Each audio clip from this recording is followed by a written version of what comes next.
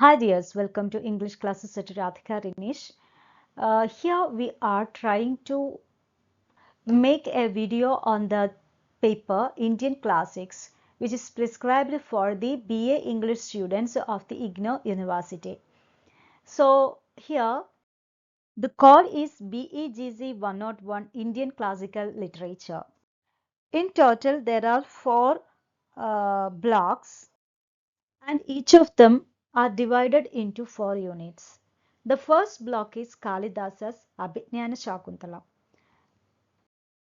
The first unit of the block is Indian Aesthetics, an introduction. Here we have an introduction on Indian aesthetics. What is meant by Indian aesthetics? Which are the things which were done for aesthetics in India? In order to create aesthetic experience, the Indians have created a lot of things like drama, then poetry, uh, and often literature. So in this chapter, we are going to study about those literary devices. Here, there is a short introduction to drama. In drama, what is really happening is that it is a story, it's a kind of story is revealing through dialogues. Okay, but not through dialogues, but also through gestures, movements, facial expressions, dances, costumes, landscape, music, stage settings, etc. Each and everything are parts of drama. That is, dance is very important, costume is also very important, landscape or background is very important, right? Gestures are very important in drama. So drama tells us a story not only through dialogues, dialogue is very important, but not only through dialogues, but also through gestures, movements, etc. The participants are, that is the ingredients or the uh, persons behind a drama are actors, directors, audience. Audience are very important in a drama because they should have to create an aesthetic experience by watching those dramas. Then designers will be there, costume designers, okay. Then makeup artists will be there. So each and every persons are very important regarding drama. Indian classical drama. So we cannot pinpoint the exact year. That is, we cannot identify the exact year in which Indian classical drama has been originated. Dramatic elements found in Vedas.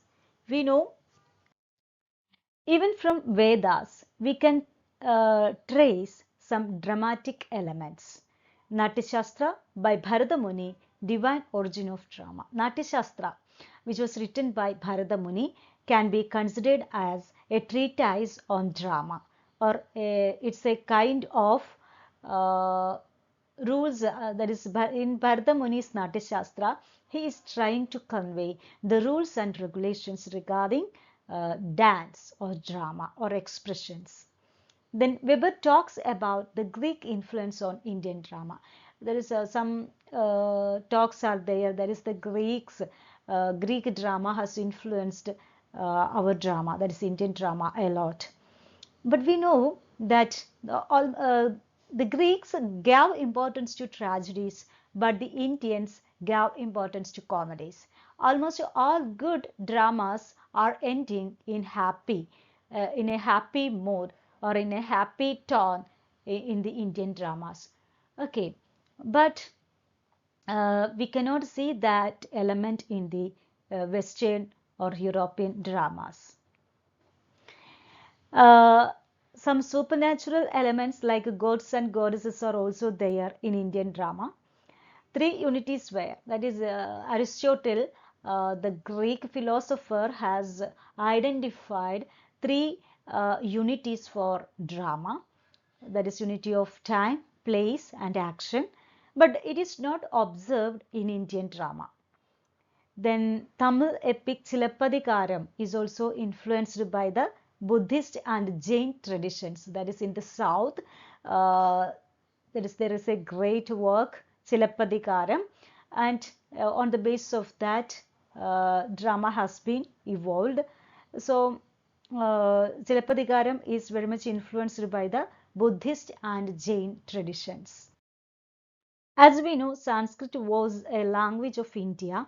Sanskrit dramas were very prominent in the ancient world. Dance drama in South India, Kudiyattam. We know Kudiyattam, it's a kind of dance drama.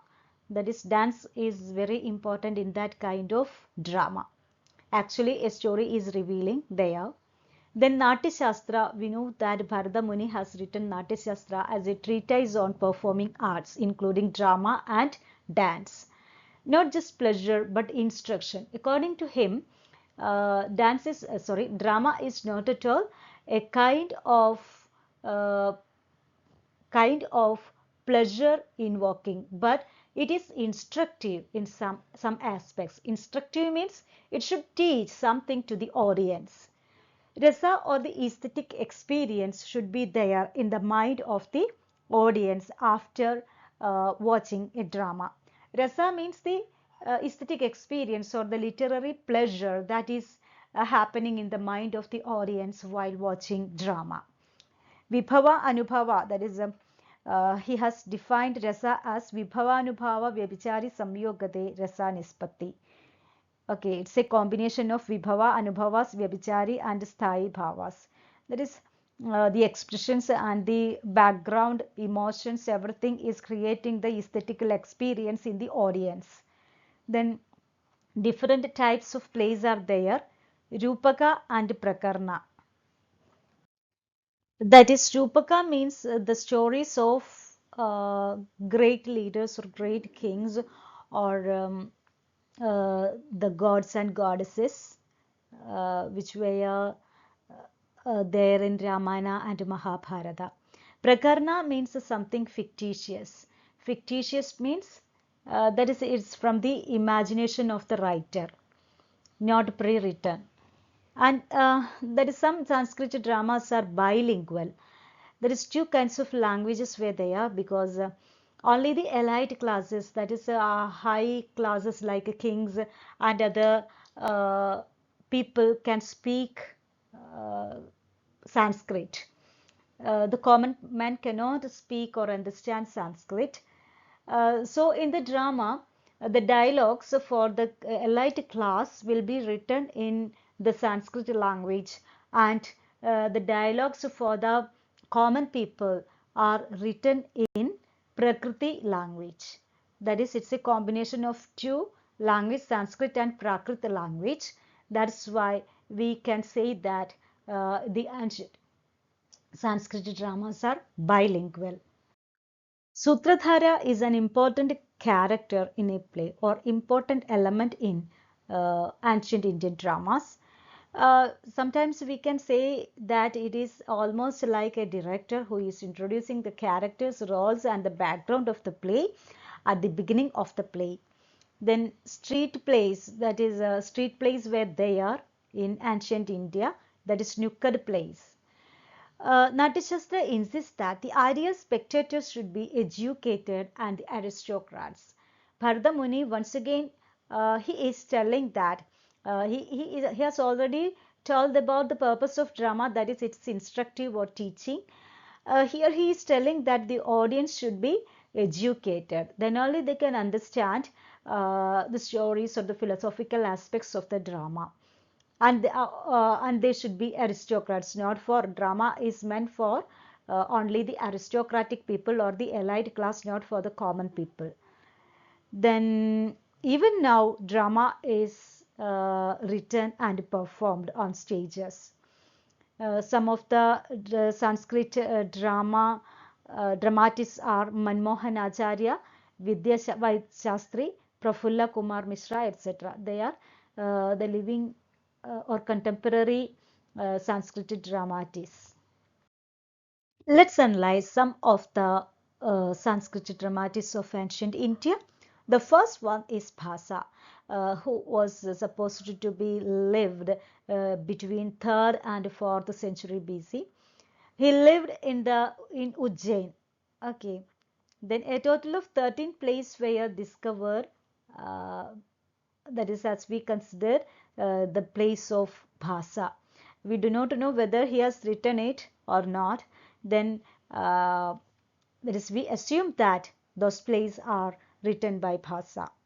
Inspiration from epics as Mahabharata and Ramayana. Of course, he has been very much influenced by Mahabharata and Ramayana.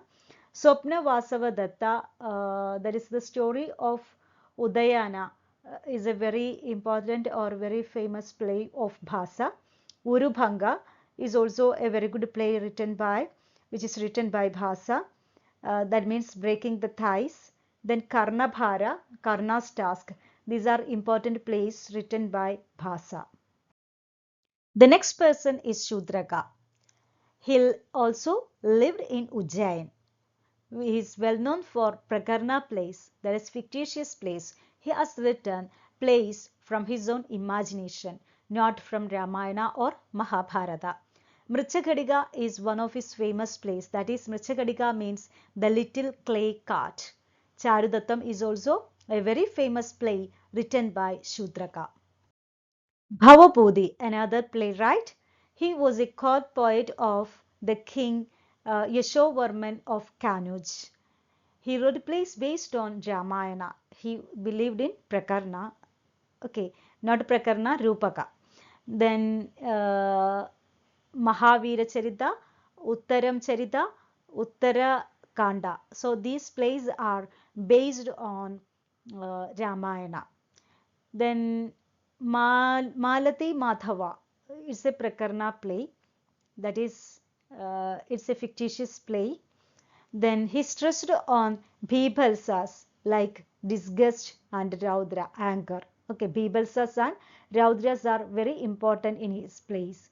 He is stressing on these rasas. Okay, Navarasas are there. That is, he is giving much importance to these two rasas, Bhibalsas and Raudra in his plays.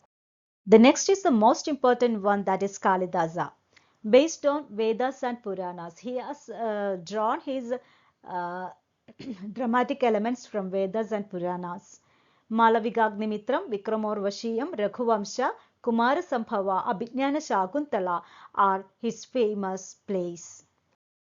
Let's move on to the unit 2, that is Kalidasa, an overview. Here we have to know more about the life of Kalidasa as well as the writing style of Kalidasa. Introduction. Exact information regarding his biography is still unknown, as he was living in a very ancient period. We do not know the exact time in which he was living, or his biographical elements are still unknown to us. Abhignana Shakuntalam is based on Mahabharata. There's a story of Shakuntala in Mahabharata. But a little bit deviation is there from the original Mahabharata story and Kalidasa's Shakuntalam. He was one among the Navaratnas in the court of Chandragupta II. It is believed that he lived during the reign of Chandragupta II. He emphasized on poignant human emotions. In Shakuntalam, we can see the human emotions. Okay, that is, even though it is taken from Mahabharata, and all of them are described as gods or elite people, we can see some sort of a common that is the emotions, that is common people's emotions in these characters, in Kalidasa's characters. The background of Kalidasa. He was a court poet of Agnimitra Songa. That is, we have already said that his biographical elements, that is, we do not know much about his biographical elements. It is said that he lived during the reign of Agnimitra Songa. Some other people are telling that he lived during the reign of Chandragupta II. Don't get confused. All of them are assumptions. Then Agnimitra Sunga is the protagonist of the play Malaviga Agnimitra. That is why people say that he lived during the reign of Agnimitra Sunga. He is the hero of Malaviga Agnimitra. In another view, he lived during the period of Vikramaditya because Vikramaditya is the main character of his play Vikramoorvashiyam. Then we do not know his actual life. That is, we know that there are a lot of connections between the life of the author and his works, but we do not know his life or his biography. That is why we cannot connect his life with his works. The city of Ujjain. Anyway, it is almost sure that Kalidasa lived in the city of Ujjain. Then Chandra Rajan is the writer who has translated Shakuntalam into English. She says that Malwa must have shaped his imagination. That's the beautiful landscape of Malwa must have influenced him very much. He was touched by the harmony of nature, because in Shakuntalam also he is describing nature very beautifully. Then E.M. Forster is telling, the Western philosopher or writer, E.M. Forster is telling that he was one among the 9 gems. One among the 9 gems means Navaratnas. His works convey a sense of optimism. We have already said about the peculiarity of Sanskrit drama, how it is different from the European drama or Greek drama in its ending. Greeks gave importance to tragedies, but our country or Indian aestheticians gave importance to optimism or happy endings. Then some of his plays were performed during the festivities or celebrations. Literary background. We have already said about his influence, or he was very much influenced by Ramayana and Mahabharata, the great epics. Then he was more esteemed than Bhasa, Kaviputra and Susmilaga, or some of his contemporary writers of Kalidasa. He emphasizes the great values of Bhasa's works. It is known, or we can assume that he must have read Bhasa's works, and he gives much importance to Bhasa's plays. He has studied Bharata's Natya Shastra because he is applying all the rules of Natya Shastra in his plays. Then he evokes various rasas in his plays. All the Vibhava, Anubhava, Vyabhichari bhavas are there in his plays. Let's have a glimpse into Kalidasa and his works. His plots are based on the adventures of kings. Most of his heroes are kings. Then humanism makes his works secular. Even though they are kings, a kind of human elements are there. Okay, they are not at all godly, but they are treated as humans by Kalidasa. Some of his works are Ritu Samharam, Abhijnana Shakuntalam, Malavigagnimithram, Raghuvamsha, Kumara Sambhavam, Meghaduta, and Vikramoorvashiyam. Let's differentiate between epic and drama. The source of Shakuntalam is Mahabharata. Actually, it is Adi Parva. Shakuntalopakhyaana is a session in Mahabharata. It falls under Adi Parva. The Bharatas, that is the descendants of Bharata. How India has got the name Bharatam? It is because India was ruled over by the great king Bharata. Regarding the birth of Bharata, Bharata was the son of Dushyanta and Shakuntala. So while describing about the life of Bharata, the story of Shakuntala is there in Mahabharata. Actually, Shakuntala is the daughter of Apsara, Menaka, and Vishwamitra. We know the story in which Vishwamitra has been fallen in love with Menaka. Gandharva marriage between Shakuntala and Dushyanta is happening, and Shakuntala gave birth to her child, who is almost like a superhuman. All these are happening in the original version, in the original Mahabharata version. All these are happening in the forest. Then after the childbirth, that little Bharata is a little bit naughty, and he's almost like a superhuman. He's very powerful, and Kanva decided to send him to his father. Dushyanta refuses both Shakuntala and his son. Okay, Dushyanta was not at all ready to accept his wife and son. At last, Dushyanta accepts his son and Shakuntala. When Shakuntala was very furious and she was very angry, and she was about to curse Dushyanta, at that moment Dushyanta uh, is willing to accept his son and Shakuntala. This is the original story in Mahabharata, but actually a lot of deviations or a lot of changes have been made by Kalidasa to his Shakuntalam or Abhignana Shakuntalam. There is the difference between Kalidasa's story and Bharata's story, that is Mahabharatam story are there. In Mahabharata, it is told in an epic fashion, or it is told as if they are godly. But Kalidasa's play, it is narrated as an epic and acted as a play. Epic is there, but it is staged, right? Plays are meant to be staged, so that epic narration has been staged. Okay, in Kalidasa's play. Then a lot of references are there. That is, we have said about the differences. We know that in the original version, after the childbirth, Kanva sends this lady, that is Shakuntala, and her son to Dushyanta. But here, in Kalidasa's version, the pregnant Shakuntala is going to the palace, Dushyanta's palace. Then we know that a kind of sympathy, that is in Shakuntalam, Shakuntala is more important. Abhignana Shakuntala means that is the recognition of Shakuntala.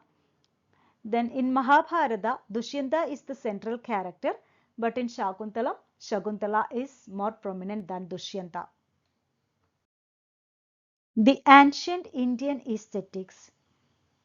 Okay, we know that Sanskrit drama, which includes dance, music, and acting, and Shakuntalam, obviously, as a Sanskrit drama, encompasses all these things or elements.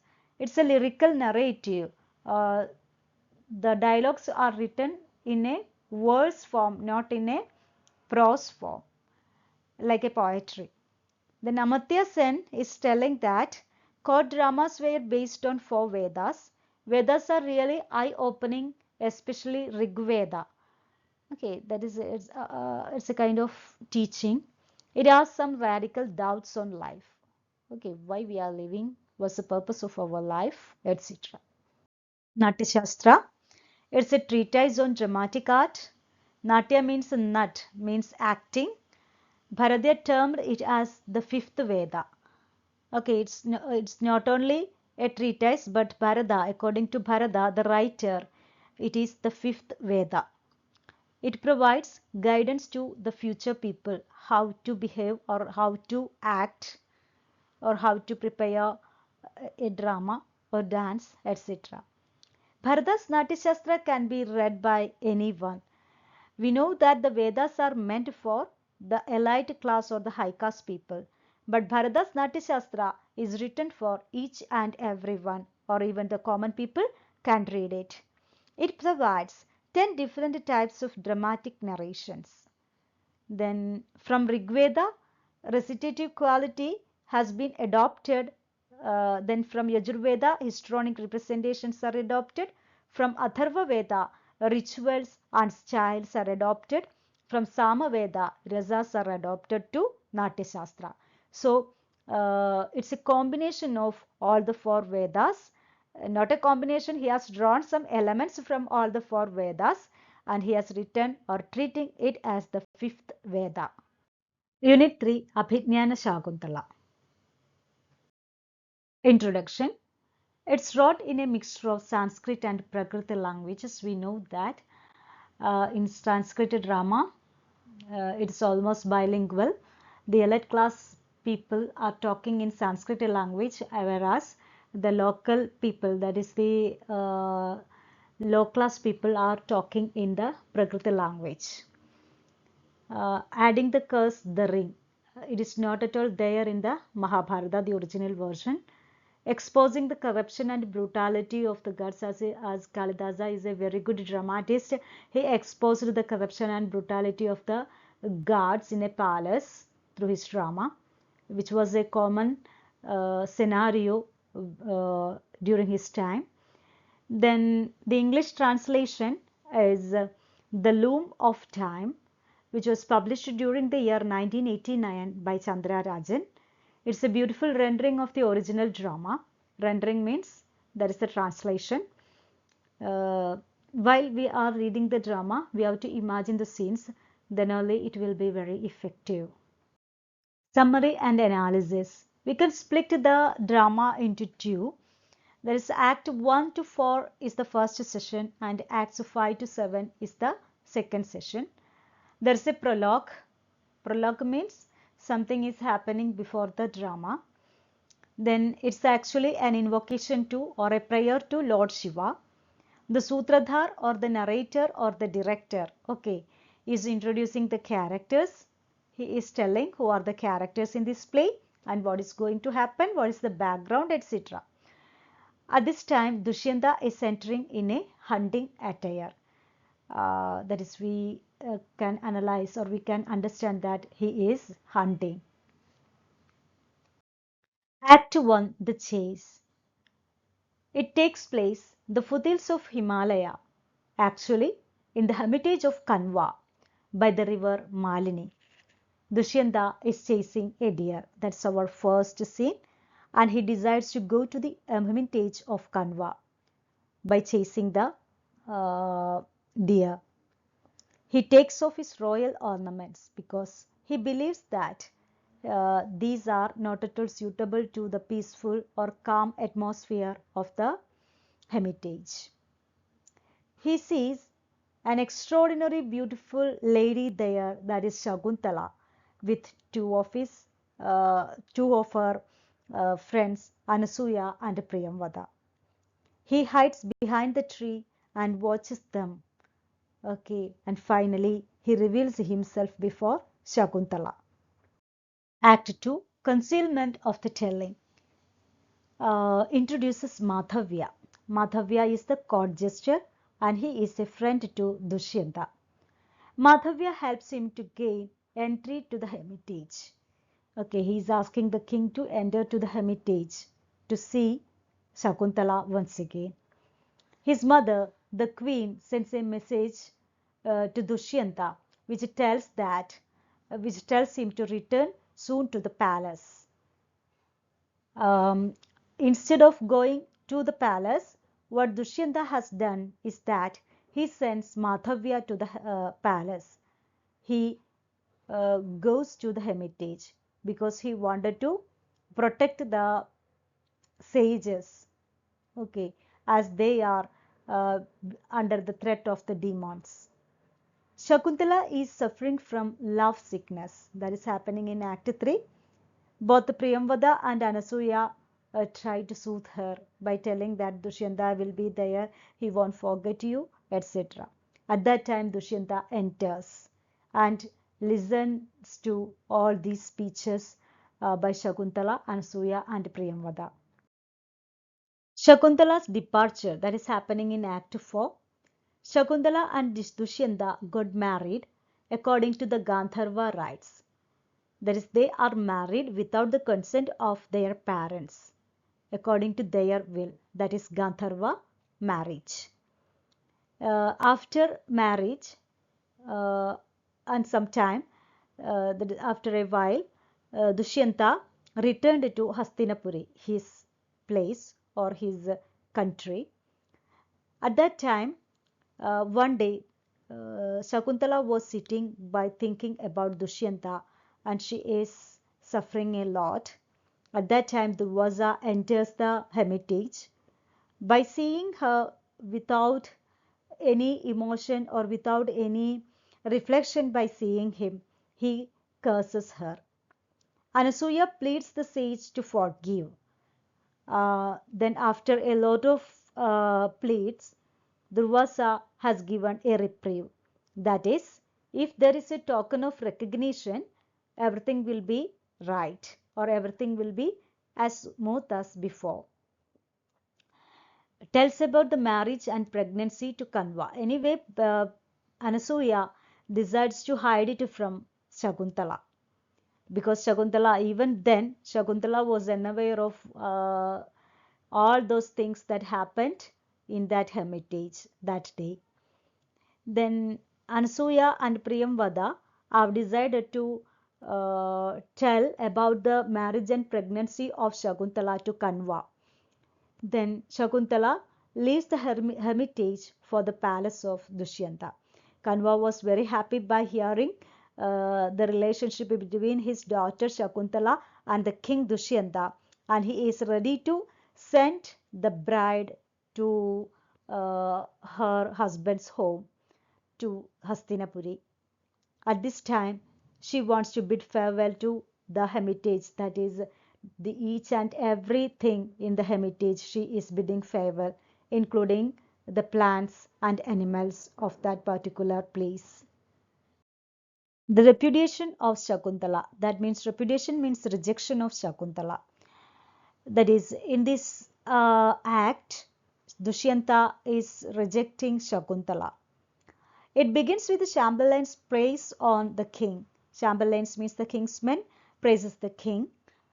At the beginning, Shakuntala is waiting outside as if a common woman, and one of the ascetics from Kanva, that is Sharngavara, reads Kanva's message and asks Dushyanta to marry Shakuntala.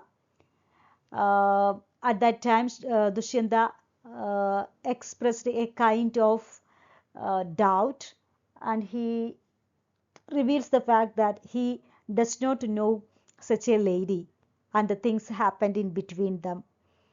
At this time, Shakuntala was ready to show the token of recognition, that the ring, but she has already lost this token of recognition on her way to the palace. At that, it made a lot of dilemma in that situation. The ascetics refused to take her back to Kanva's hermitage. Okay, but the ascetics who accompanied Shakuntala refused to take her back to Kanva's hermitage, because she has to live in her husband's home at the time of her pregnancy. And if she is lying, as Dushyanta is telling, there is no place for such a liar in the hermitage. By telling all these things, they left Shakuntala in the palace of Dushyanta. We know that Sita is also faced such a situation in Ramayana. Then Sita has disappeared in the earth after this doubt, or after this dilemma, and Shakuntala was also longing for that. At this time, the king's high priest suggested that the king should stay Shakuntala till her delivery. After the delivery, we can identify whether the things told by Shakuntala are true or not. He later informed that the king's high priest goes out to fetch Shakuntala into the palace. Then, after a while, he informed the king that a woman from the Apsara pool came and took Shakuntala with her. Shakuntala is not at all there, waiting outside. She has been taken by a woman from the Apsara pool to the place of gods. Act 6, Separation from Shakuntala. A fisherman found the lost ring. We know that in the last act, at the time when the king, that is Dushyanta, is asking for the token of recognition, Shakuntala was not able to show it because she has already lost it in a river. Then a fish has swallowed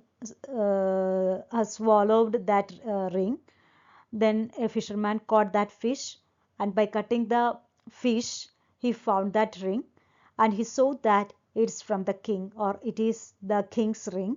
That is why he comes to the palace to give this ring to the king.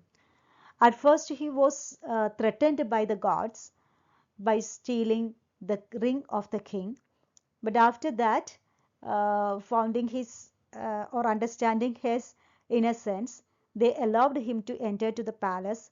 There, Dushyanta remembers Shakuntala by seeing this ring. Anyway, he gave presents to this fisherman. After that, he began to feel a kind of regret, and he uh, is painting Shakuntala's picture and began to talk with her because he wanted to see her and he wanted to escape her. He wanted to uh, be there with the pregnant Shakuntala. At this time, a friend of Menaga, that is Mr. Keshi, was hiding in the palace and watching the behaviors or the things that is happening in the palace, especially regarding Dushyanta, in order to understand whether he is in deeply love with Shakuntala or not. She informs each and everything to Shakuntala. Uh, at that time, Madali, the charioteer of Indra, has come to the palace of Dushyanta and asked Dushyanta to fight against the demons as part of the Indra's army. Dushyanta agrees with Matali and goes to the Indra's palace or to the heaven.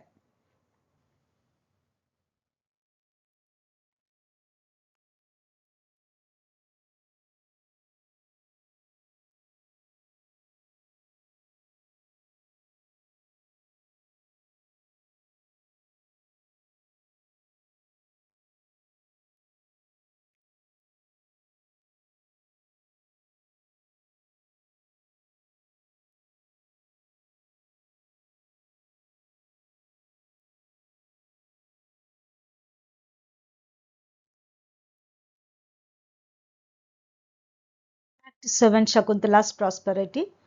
We know that Shakuntala has vanished with a woman from the Apsara pool on the day in which she has reached Dushyanta's palace.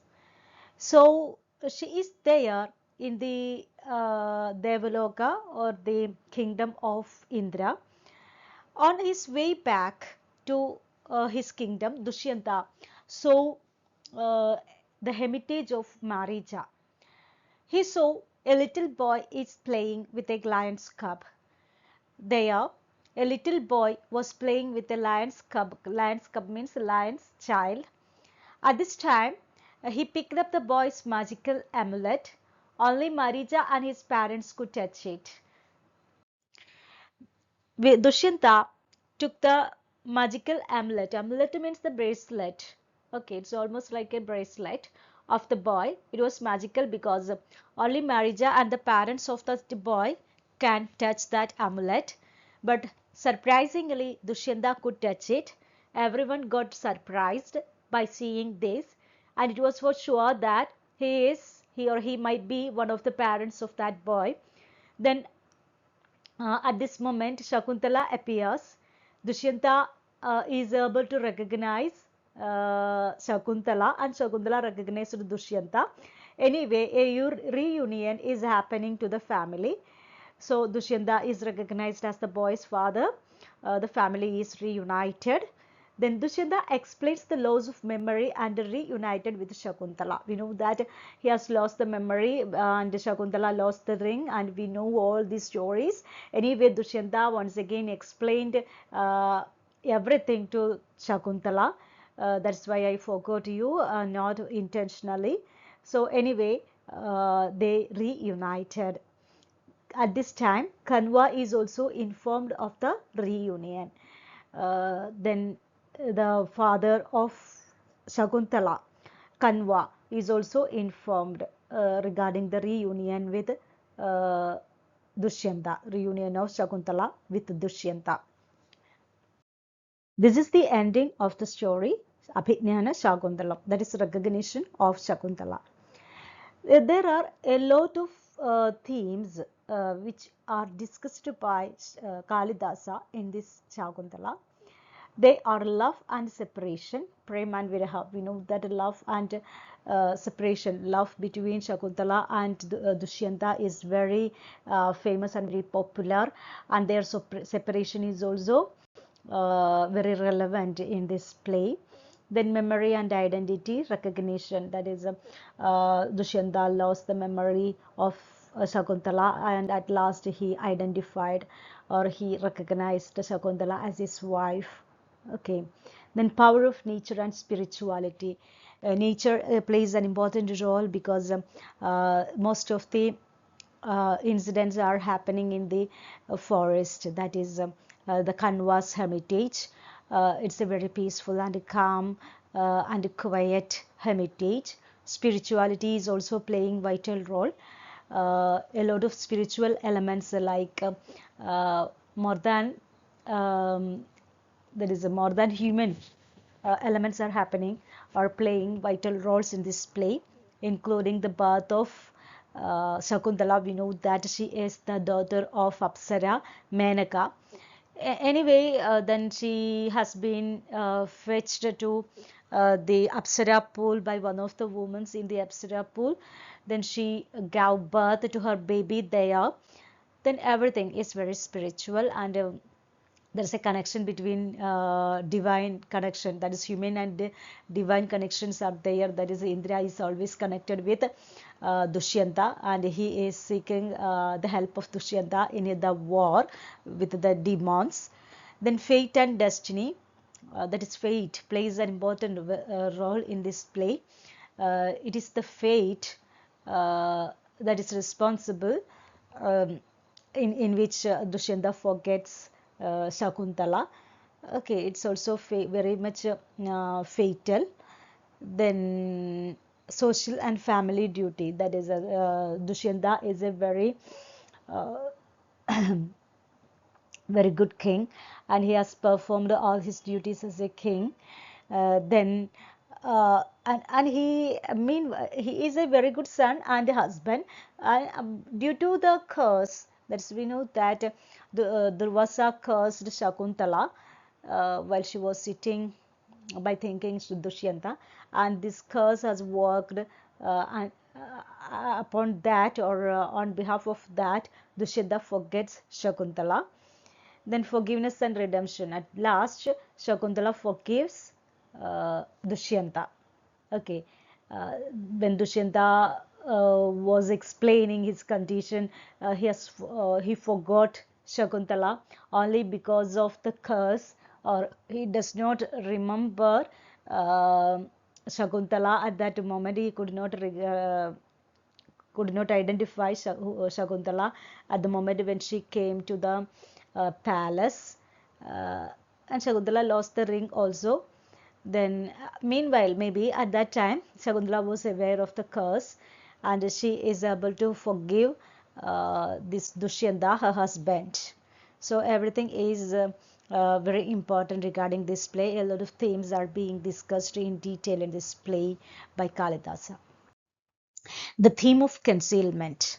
Concealment means that is hiding. Dushyanta takes off his clothes and weapons to conceal his identity. In the first act itself, there is a concealment activity, that is Dushyanta is not at all ready to reveal his identity as a king into the hermitage of Kanwa. In order to enter the hermitage, he takes off his clothes and weapons as a king to hide his identity, because he believes that it does not suit to the peaceful or calm atmosphere of the hermitage. In Act 2, Dushyanta conceals the truth that he longs for Shakuntala to Madhavya. Anyway, that is even by the first sight, Dushyanta was fallen in deep love with Shakuntala, but he is not at all ready to convey or revealed this to his closest friend Madhavya, the jester. Then anyway, he says that it's only an infatuation. Then Priyambada conceals the letter from Shakuntala to Dushyanta with other rituals. Then Shakuntala has been affected by love sickness. Is writing a letter to Dushyanta, and at this time Priyamvada has to fetch this letter, deliver this letter to our Dushyanta, and she does not know how to deliver this letter, and along with the other puja rituals or other rituals, she conceals this letter and delivers it to Dushyanta. Then the curse of Durvasa is being concealed by the friends Priyamvada and Anasuya. They didn't tell about the curse to Shakuntala. Then Mishrakeshi is one of the friends of the mother of Shakuntala, that is Menaka, hides herself to observe the king, hides in the palace of Dushyanta to observe Dushyanta whether he is in love with Shakuntala or not. Anyway, all these themes of concealment is happening in this play. Unit 4 of this block is completely dedicated to character analysis and critical perspective. The first character is Sutradhar. It's almost like a director. And Chandrarajan, the translator of this play, Shakuntala, has been translated Sutradhar as the director. And he holds the thread of the story. And he is introducing the characters and the background of the story. Let's analyze the character of Shakuntala then. She is innocent and pure because she has been raised in the ashram, that is the hermitage of Kanwa. She has been raised as very pure and innocent virgin. Then, and she has fallen in love with Dushyanta, and Dushyanta was also fallen in love with Shakuntala even at the first sight because of her natural innocence and purity. Then kind and caring, she has a loving heart and cares deeply for others, whether it's King Dushyanta, her friends in the hermitage, or even the animals and plants of the around her in the hermitage. We know that while she is bidding farewell to the hermitage, she is asking permission from each and everything in this hermitage, including the plants like Havana Jyotsna and the animals like the a deer. Okay, so she is seeking permission. Strong and graceful. Even when faced with hardships like being rejected by Dushyanta, Shakuntala remains strong and handles her pain with dignity. She never loses her self-respect. She is not at all ready to plead in front of Dushyanta. That is when Dushyanta rejects her. Spiritual and divine. Shakuntala connected to the spiritual world as the daughter of the celestial nymph and a sage. Okay, she is the daughter of the goddess or a woman from the Apsara pool, or an Apsara, that is Menaka, and Vishwamitra. Then her upbringing is done by Kanwa in his hermitage. Then she is an ideal woman. She is beautiful, loyal, loving, and forgiving. She is devoted wife and caring mother to her son Bharata. She is the mother of Bharata. Then suffers but wins in the end. She suffers a lot in her life due to the rejection of Dushyanta, due to his forgetfulness. Anyway, at last she is reunited with her husband along with her son Bharata. Next important character is Dushyanta. Dushyanta, we know that is a brave and noble king. He is powerful and courageous. He is known for his strength, leadership, and fairness. Then he is a very good king, and he is protecting his kingdom and his people. Then romantic and loving, he has fallen in deep love with Shakuntala in the hermitage, and his feelings are genuine. He wanted to marry her.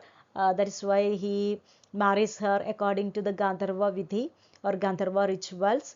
Then flawed but redeemed. That is, we know that due to the cause by Durvasa, he forgot the Shakuntala, his wife. But when he saw that ring uh, from the fisherman, he begins to remember Shakuntala. Anyway, he feels guilty on his mistakes. A just and responsible leader, he is very just as a king, and he is shown as a wise and a responsible king. He ultimately acknowledges Shakuntala and their son Bharat, fulfilling his duties as husband, father, and ruler. He is a very good king and very good man. Due to some events that happened in his life, not in his life, in the life of Shakuntala, he forgets Shakuntala. That's a fall happened in his life. The next person is Madhavya. Madhavya is the uh, gesture or the friend of Dushyanta. He is known for his humor and funny comments. Then he makes the audience laugh and adds light movements in the story. Then he is a very loyal friend to Dushyanta. He travels along with Dushyanta. Wherever Dushyanta goes, this gesture Madhavya will be with him. Loves comfort, and Madhavya does not like adventures or hardships, and he is always telling the king that he does not like, that is, there is no need for the king to uh, wander in the forest, because he has to enjoy each and every comforts in the palace. He is wise and observant. Even while joking, Madhavya notices and comments on human behavior, sharing simple truths in a clever and funny way. Then his humor and loyalty makes him an important and lovable character. Let's analyze Abhinyan Shakuntalam in a critical way.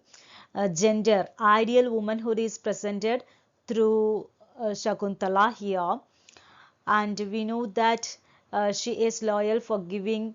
Women are expected to be gentle, even though they have gone through a lot of hardships. So she should forgive to the surroundings, or especially to the men folk.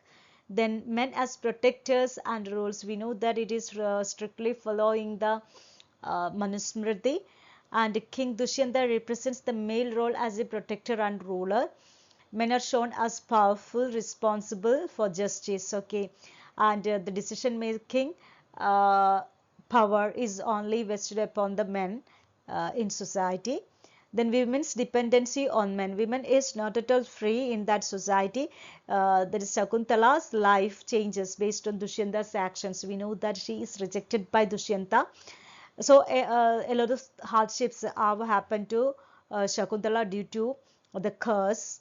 Anyway, the curse or by the actions of Dushyanta, anyway, she is suffering. Then mothers and nurturers.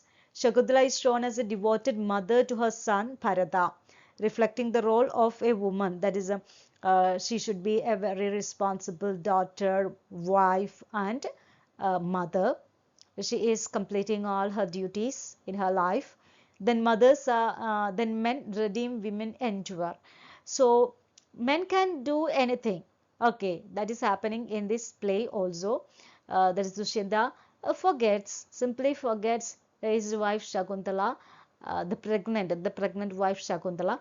Anyway, after some events or some incidents, or after a while, he is remembering, that is, he is reminded of the things that happened in the forest, especially in the hermitage of Kanwa. Then he is ready to accept Shakuntala. Anyway, it is a common rule from the uh, from that period onwards, not that period, from the ancient period onwards, that it is the duty, or it is the right of men to redeem, and women should enter, should suffer. We can see some caste system is there in this Kalidasa's Abhinana Shakuntalam. The layers of the society is being there, or being projected here. Brahmin influence is there. That is, the hermitage where Shakuntala grows up is led by Brahmin sages. So then we know that Dushyanta is a Kshatriya, a warrior. An intercaste marriage is happening between Shakuntala and Dushyanta. Okay, then so kingship and social duties. Dushyanta as a Kshatriya king is expected to protect his people and follow social rules. So that is why he has come to the protection of this Kanwas heritage. Anyway, it is the duty of his caste. The role of women is also very much projected here. Uh, then the status is partly shaped by her upbringing in the hermitage. Shakuntala is ready to endure everything because she suffered a lot even while she was a child. Then Dushyanta, her love with Dushyanta is more important than her caste. That is why she is ready to marry a Kshatriya instead of a Brahmin. Then divine influence is also there. Gods and fate play important roles. Then the curse is also very relevant in this play because it turned the story or the plot itself. Then kingship, Dushyanta is the protector. He is protecting his subjects or his people. Then his duty over personal desires. Then professional or dharma over some personal issues or personal sacrifices are happening over dharma. Dushyanta has to forget or has to uh, hold his personal desires over his duty as a ruler, as a king. Then divine support for kingship. Kingship in the play is shown to be supported by the divine forces. Divine or God is always there to support the kings. Dushyanta's kingship is guided by gods, especially when his memory is restored and he is reminded of his duty of Shakuntala and then their son Bharat. Everything is predetermined. We know that is why Indra has invited him to the fight with the demons. Then it was so crucial in the life of Dushyanta or in the meeting with his son and wife. Then king as a symbol of justice. Dushyanta represents a justice and moral king and he is bearing a lot of responsibilities. Then even though he makes mistakes, he ultimately seeks to correct them, showing that good kings should always strive to do what is right to his people and his family. So he is a very good king in that sense. Okay, dears, hope you have understood this video or understood the block one of this book, Indian Classics. If you have any queries, please message me or text me as comments. Please subscribe my channel. Okay, thank you. Bye bye.